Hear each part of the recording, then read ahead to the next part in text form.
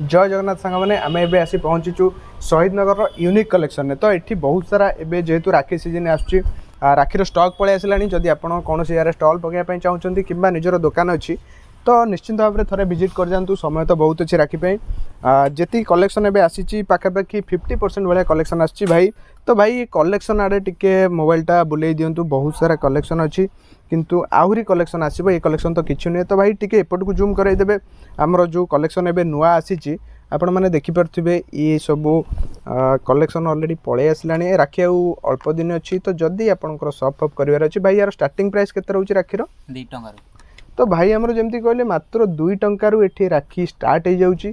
तो निश्चिंत भाव में थे यूनिक कलेक्शन को विजिट करूँ। आपको लोकेशनटा मु कहीदे बाकी नंबरटा भी स्क्रीन में देदेवी बाकी डिस्क्रिप्शन में भाई मैपटा को ड्रॉप करदेवी आप डायरेक्ट क्लिक करके आसीपारे। लोकेशन हूँ आमर शहीद नगर दुर्गा मंडप ता पछपट को आसे गोटे ओमफेड अच्छी ओमफेड पाखे आप देखने यूनिक कलेक्शन ना नंबर जो डिस्प्ले होची आपड़ देखिकी सेठू भाई की कॉल करके आसी लोकेशन में पहुँच पारे भाई।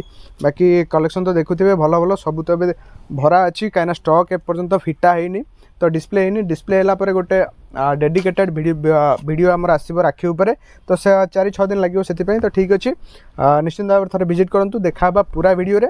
तो चैनल को सब्सक्राइब करके रखुँ।